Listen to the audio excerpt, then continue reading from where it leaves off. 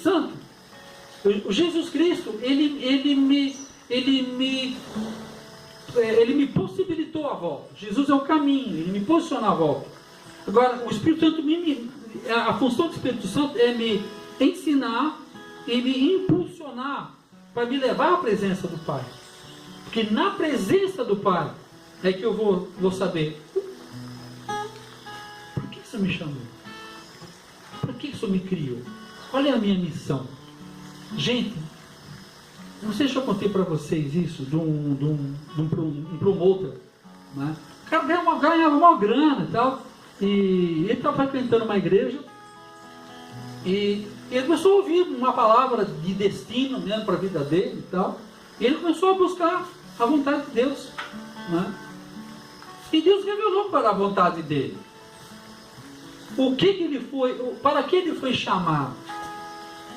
E Deus revelou para ele que o chamado dele era para ser pastor de uma tribo ribeirinha lá no interior da Bahia. Terra do Ronaldo. E o cara largou tudo, cara, promoter, o cara só, sabe, o cara largou tudo e foi para lá. Olha quanto a gente contou essa história dele. Lembra dessa história? E ele largou tudo e foi para lá, cara. E tempos depois o pessoal foi lá, levou um monte de coisa para ele, fizeram aquela caravana, isso que era dias, tem que andar de barco, de jegue, de tudo, não sei quantos dias para chegar lá, né? Estou tentando lembrar uma coisa, estou contando a história, tentando lembrar. E não sei também, se me ajuda, Lu. Aí levaram um monte de coisa para lá, né? E deram para ele, né? E pensou que ele ia ficar contente, ele ficou contente porque era pela visita deles. Ele morava numa casinha de sapé.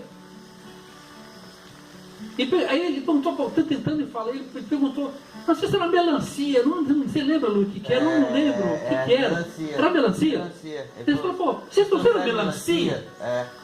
Eu falei, pô, nós trouxemos rádio, nós trouxemos satélite, nós trouxemos aparelho de som, né? Trouxemos câmera última geração, não, tudo bem, galera, tem melancia. O que eu sinto falta é da melancia, do resto eu não sinto falta nenhuma, de WhatsApp, Facebook, Instagram, né? Nem isso eu não sinto falta de melancia. Né? Aí eles viram, pô, sabe o que é isso? Não há nada, gente, não há nada mais delicioso do que você estar no lugar onde Deus quer que você esteja. É verdade. Por mais que seja aparentemente, exteriormente, abaixo das nossas expectativas humanas de existência. Mas é no lugar onde Deus te projetou. Porque no livro da vida, nós vamos passar por dois tronos. Primeiro é o trono da salvação. Cara, a palavra de Deus diz que todo o joelho se dobrará e toda a língua confessará. Quando o pessoal fala aí no mundo, né? Ah, que todos os caminhos levam a Deus. É verdade. Todos os caminhos levam a Deus. Mas só um caminho leva ao Pai, Jesus.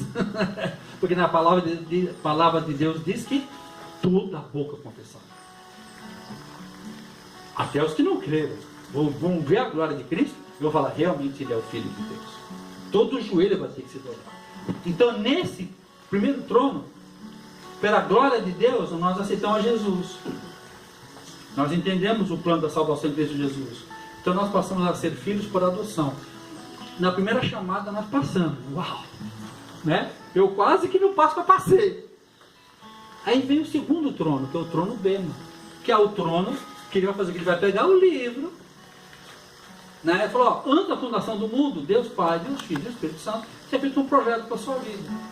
O meu projeto é que você fizesse isso, fosse isso, fosse isso, fosse isso. Aí vamos ver como é que está batendo o que eu falei para você fazer e o que você fez. É aí que vai ser muito interessante. Porque muita gente que foi pastor 30 anos, fala, mas eu queria que você fosse um gerente de banco.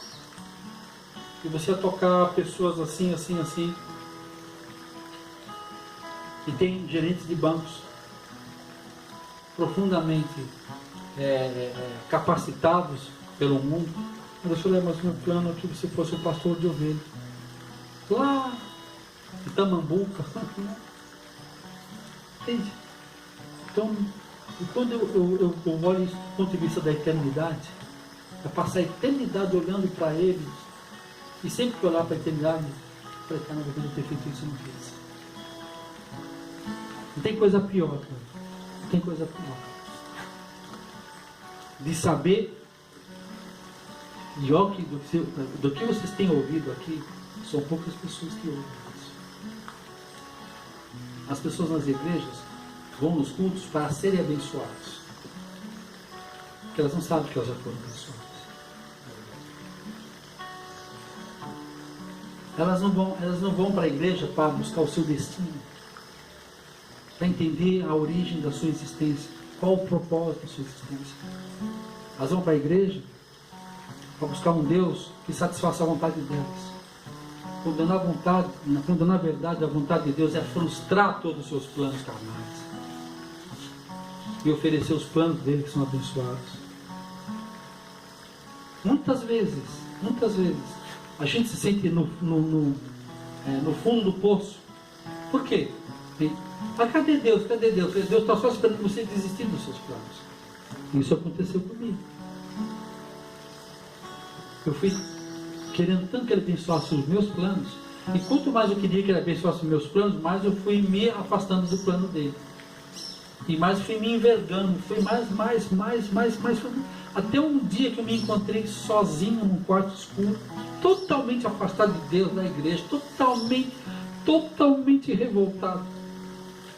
Mas a minha vida ficou desculpa falar, um inferno tão grande, que eu não aguentei, eu dei um grito dentro daquele quarto. Chega! Deus, eu não aguento mais, me leva de volta. Eu só não sei como voltar. Pois 3 dias depois apareceu alguém e me tirou desse lugar. Eu começou um processo. Eu já falei que não posso repetir. Quero me afastar de onde eu estava. Eu não sabia onde eu estava. Me levaram para cá, depois da casa me levaram para cá, depois da casa me levaram para cá, depois levaram para cá, até apagar o rastro. Mas aí comecei um processo. E aí foi interessante que eu pensei que quando eu começasse a entrar no processo, as portas iam se abrir, a família ia, né? Foram me rechaçando cada vez mais. Eu falei, mas que coisa é essa? Mas eu fiquei firme. Algumas coisas morreram, porque Deus quer me dar novas coisas. Tem que deixar para trás muita coisa velha, deixando as coisas que para trás ficam, prosseguindo para o alto. Na Bíblia, Deus construiu uma arca, que o que ficou para trás morreu. Ele fez um novo tempo, não é verdade? Em Apocalipse ele fala que Cristo vai vir, vai começar um novo tempo. Então só na Bíblia fala que Deus vai começar de novo 2 vezes. Só nesse livro. Então é da natureza de Deus deixar as coisas para trás e começar novo. Deus não fica remendando coisa velha, não. Ele começa outra nova. Interessante. Ele dá um tempo.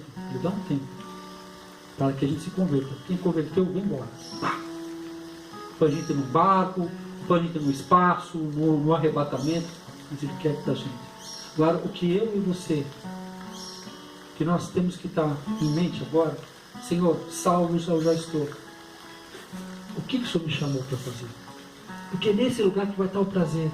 Nesse lugar, as nossas fraquezas não têm mais valor. Os nossos desejos, nossas vontades, são suplantadas pelo desejo de Deus. Aí você não tenta não pecar. Aí você esquece que o pecado existe. Sujeitai-vos, pois, a Deus, e resistir ao diabo, e ele fugirá de vós. Na minha força, eu tento fugir do pecado. Na força de Deus, o pecado é que foge de você. Estão entendendo isso? Eu durante muito tempo tentei fugir do pecado. Não conseguia. Ficava 3 meses, 4 meses, 5 meses, ficava 5 capotado dele. Aí, mó vexame e tal. Aí fazia promessas e juras. Não, agora eu vou conseguir. Tá? Eu sempre tentando fugir. Eu sempre tentando fugir, eu sempre tentando resistir ao diabo. Eu não tenho que resistir ao diabo. Tem que primeiro me sujeitar a Deus. Sujeitar a esposa a Deus. Vírgula. Sujeitar a esposa a Deus, vírgula. Resistir ao diabo. Quanto mais eu me sujeito a Deus, mais eu resisto ao diabo. E ele foge de mim. Porque ele viu que eu estou me sujeitando a ele. Eu estou me sujeitando a ele. E Satanás sabe que foi ele que chutou o traseiro dele e tirou ele lá de cima. Se eu me sujeito a Deus, Satanás, quando olha para você, ele vê você aonde? Em Deus. Quando Satanás vê você em Deus, ele vê que não vai arrumar nada. Não vai arrumar nada, porque ele sempre lembra da dor. Porque ele foi expulso. Tomou um chute no rabo. Então, para chegar perto, ele lembra, não. Tanto é quando você tiver que se levantar uma oração de poder na sua vida, você fala, eu sou filho de Deus. Sou evangélico, gospel, não. Eu sou filho. Quando você fala que você é filho, Satanás fica endemoniado, porque ele é criatura. Quando ele sabe que você sabe, ele recua. Por que ele foi tentar Eva? Porque ele sabia que Eva tinha uma informação, não estava no dia da conferência. No dia em que Deus estava dando instrução para Adão, Maria não estava. O que ela estava fazendo na nossa? Maria. Eu falei Maria? Nossa. Que Maria, rapaz? Eva. Na Eva não estava. Foi algo estranho aqui. Eva não estava, não sei o que ela estava fazendo. Por isso que Satanás foi tentar ela. Por que ele foi tentado? Ele é Satanás, nervoso, né? Entendeu isso? Então, quanto mais a gente sabe, conhece a verdade te liberta. Então, eu sou filho, ok? Vamos lá. Eu coloquei 5 pontos, parei em 2. Ô, glória, vamos lá. No versículo 10, para a gente terminar. De fazer convergir em Cristo todas as coisas na dispensação da plenitude dos tempos, tanto as que estão no céu como as que estão na terra. Esse lugar aqui, de fazer convergir em Cristo. Cristo, como faz todas as coisas no céu e na terra, esse ponto de convergência, de ligação, o ponto de convergência, se a gente traçasse um risco, dali, daquela coluna, naquela coluna, vai ter um ponto aqui de convergência. Esse ponto de convergência chama-se pleroma. Tá? O que é um pleroma? É esse plano de convergência entre o céu e terra. Onde tem um exemplo prático disso? Atos capítulo 9. Quando Cristo chega em Paulo e derruba Paulo. Paulo, por que me persegues? Ali é um ponto de convergência. Ali onde céu e terra se encontram. Quando o céu e terra se encontram, muda você. E na dispensação dos tempos, de fazer convergir em Cristo todas as coisas, na dispensação da plenitude dos tempos. Dos tempos. Quando o Kairos e o Cronos se juntam, te levam a esse lugar. Então, entende? Eu estou fazendo isso para vocês terem uma expectativa celestial na vida de vocês. Quantos aqui oram em línguas? Já oram em línguas? Só vocês não oram em línguas ainda? Não? E oram em línguas? Orem em línguas. Vocês orem em línguas. Mas eu não oro assim, porque se você... Quantos aqui aceitaram Jesus como Senhor e Salvador? Amém? Então o Espírito Santo está onde? Dentro. Quando fala encher os Espíritos, não fica olhando para cima não, porque de cima não vai nada. De cima só vem coisa de passarinho. Porque já está em vocês. Fluirá de dentro para fora. Não fica esperando receber, que não vem não. Ele já veio. Já está. Quando aceitei Jesus, ele veio para dentro. Quando abre a minha boca, porque é você que vai orar em línguas. Porque na palavra de Deus, orar em línguas.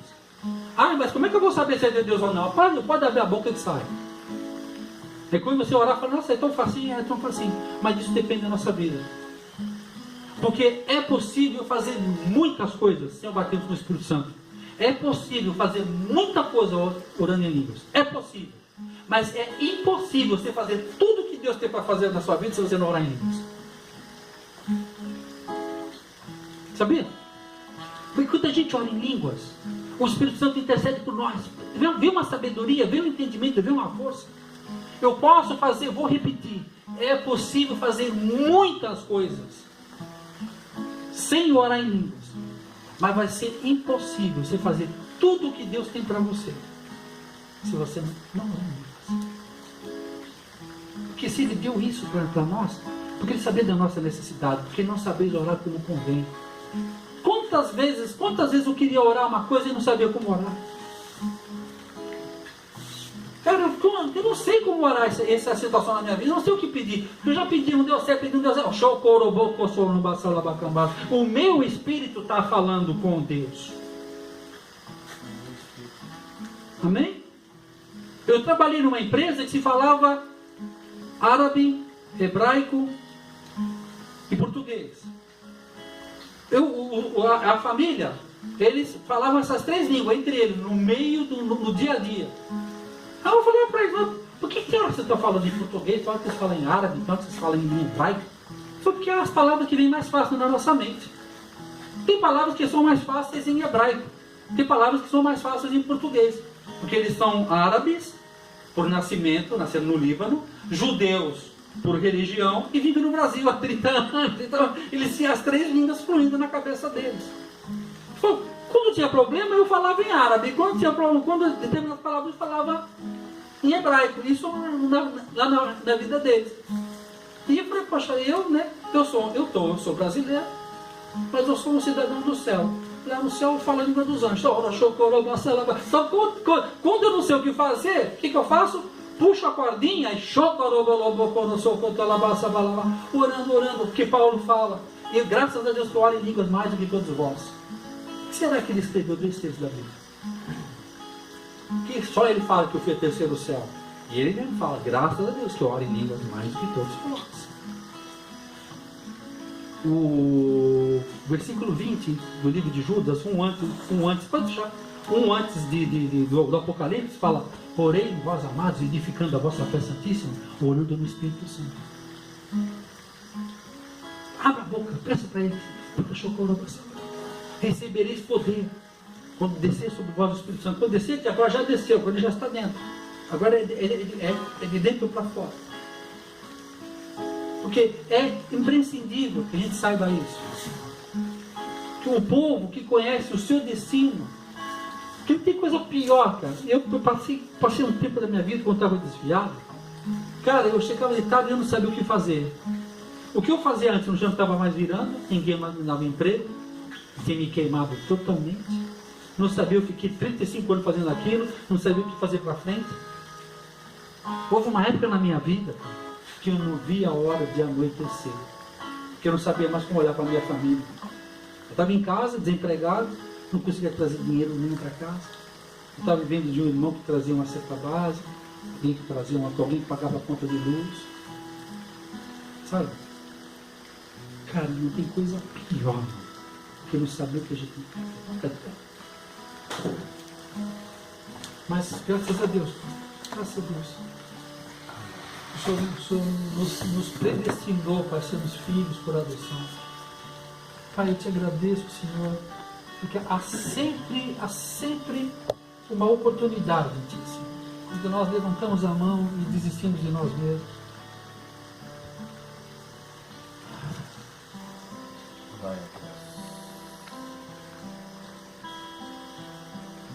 Senhor, queremos andar como Abraão na fé. Pega-nos, Senhor, essa cidade, essa igreja não é edificada por mãos humanas. Pai, o Senhor mesmo colocou na sua igreja apóstolos, profetas, pastores, evangelistas e mestres para nos aperfeiçoarmos. Isso não é um modismo, mas essa é a tua palavra.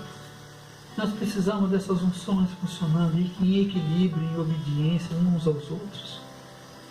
Nós precisamos, Senhor, da presença do governo do Espírito sobre nossas vidas. Nós sabemos, Senhor, que tudo que nós somos e precisamos está aos teus pés. Por favor, Espírito Santo nos leva ao Aion, porque nós queremos entrar no Ulam, nós queremos viver, sair da tua presença com as três verdades implícitas e explícitas em nossas vidas. Quem o Senhor é, quem eu sou. E aqui eu fui chamado. Senhor, eu não quero mais perder tempo, Senhor, com tentativas e fracassos. Não quero viver de experiência, Senhor, eu quero viver de convicção. Eu quero que o Senhor nos leve, Senhor, a esse patamar.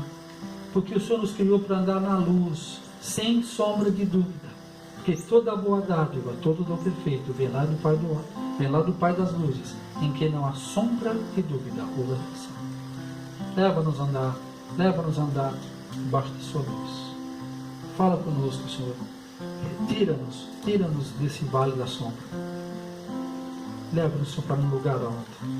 Leva-nos, Senhor, para um lugar em que temos visão de quem somos, de onde viemos e para onde vamos. Dá-nos uma noção exata do destino. É que eu te peço, Pai, em o nome de Jesus. Amém e amém. Amém.